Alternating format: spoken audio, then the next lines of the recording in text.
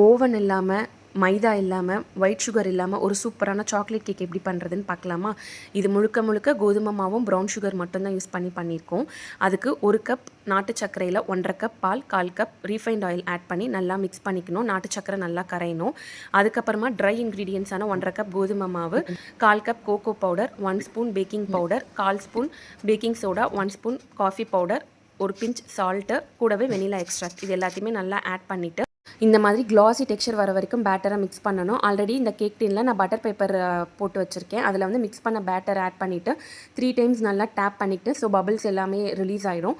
Already 10 minutes pre heat பண்ண பேனில் நம்ம மிக்ஸ் பண்ணி வச்சுருக்க பேட்டரை 45 மினிட்ஸ் நல்லா பேக் பண்ணி எடுத்தோன்னா கேக் வந்து ரெடி ஆகிடும். அதுக்கு மேலே வந்து நம்மளுக்கு தேவையான அளவுக்கு எந்த விதமான டாப்பிங்ஸ்னாலும் ஆட் பண்ணிக்கலாம். நான் வந்து சாக்லேட் சிரப்பும் சாக்கோ சிப்ஸும் வந்து ஆட் பண்ணியிருந்தேன். அதுக்கப்புறமா கொஞ்சம் நேரம் கூல் டவுன் ஆனதுக்கப்புறமா கட் பண்ணி ஸ்லைஸ் பண்ணோம் அப்படின்னா சூப்பரான ஃபஜ்ஜியான சாக்லேட் கேக்